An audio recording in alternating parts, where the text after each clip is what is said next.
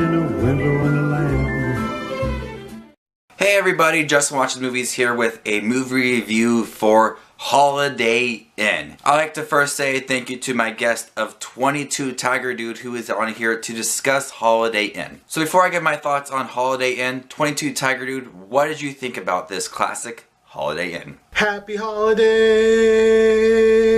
Happy holidays!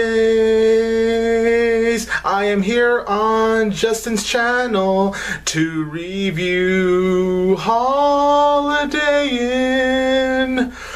Hello there everybody, this is Tony aka 22TigerDude here in the holiday spirit, and I want to thank Justin so much because I'm going to be reviewing the 1942 film Holiday Inn starring Bing Crosby and Fred Astaire. When watching Holiday Inn, I'm going to definitely say this, when it comes to the musical numbers, those are hands down the greatest moments about this film. Every time they're singing in this film, I am absolutely sucked into it because the singing from Bing Crosby or Fred Astaire or from Marjorie Reynolds, anyone else that sings, they're all at the top of their game. Everyone brings in their A game when it comes to singing. The dancing, just the overall choreography is amazing. There's one particular scene dealing with firecrackers, and I'm not going to say anything else, but that one scene with the firecrackers was so freaking awesome. Like, I haven't seen anything like that. That was really impressive to me. The movie is also very well directed. It is directed by Mark Sanrich. He did a very good job directing this film, and I did think that the film looked very beautiful with the cinematography.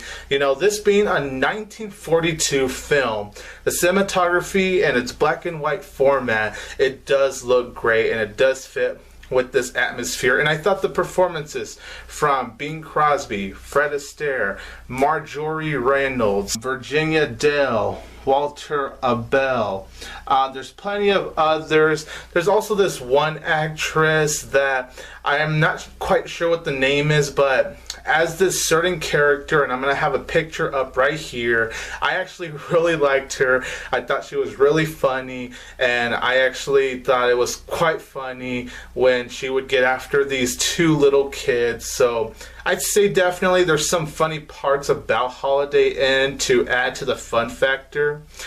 But now here comes the unfortunate thing about Holiday Inn. As much as I do praise the musical numbers, the performances, the cinematography, the direction, those are definitely the standouts, I'm not that interested when it comes to its story. I actually don't think the storyline is all that interesting, to be honest. Now, the writing is not anything bad. I do think that the writing is decent at best. It does do what they need to do to tell the story and all that. So it's not like it's anything offensively bad or anything particularly wrong with it. It's just that the overall storyline dealing with Bing Crosby and Fred Astaire fighting over this woman, it just wasn't interesting to me. And I know this is a film from the 1940s, so I'm sure back then it probably was something new to the audience, but when I've seen so many of these storylines, it just feels, you know, at this time and age, it just feels very cliched. It feels really familiar, to be honest, and I would be fine with it if it was cliched and all that, if I was actually invested, but that's the problem.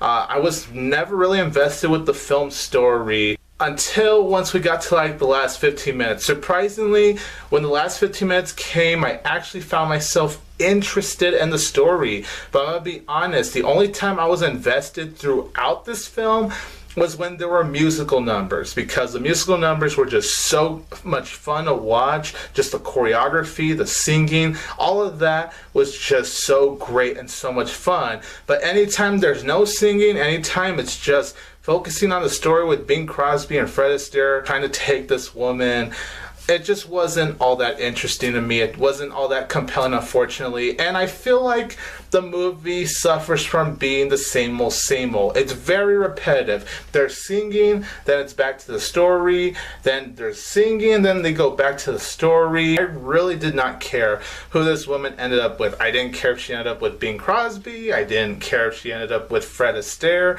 I seriously didn't care.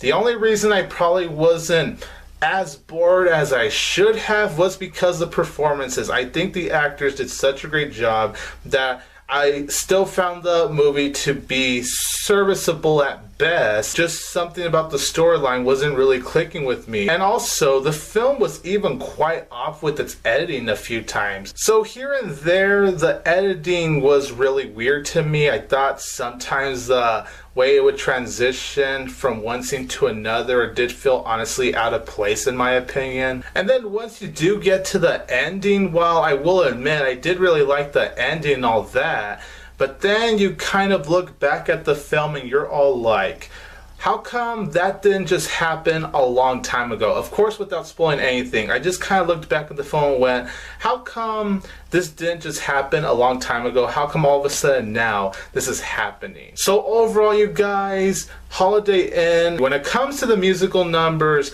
those were great and compelling and engaging scenes. And those scenes honestly are enough for me to say that this is an enjoyable, okay movie.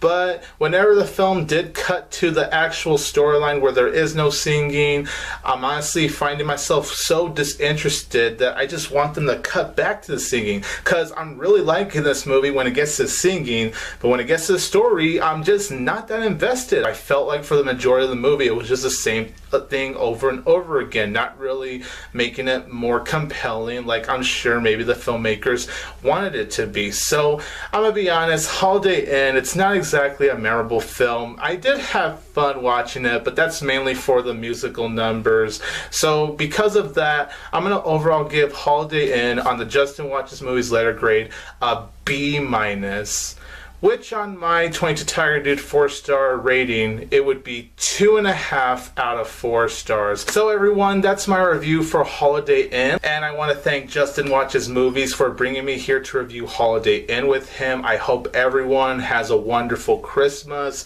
Hanukkah, Kwanzaa, whatever holiday you celebrate. Happy holidays, everyone. This is 22 Tiger Dude here, and don't forget that I will always have ho ho ho Tiger Power! Thank you, 22 Tiger Dude. Holiday Inn was released in 1942, and I've been wanting to check this movie out for a while, and I finally sat down and watched it, and I really adore this film. It's a very innocent film, it's very sweet, it's very charming.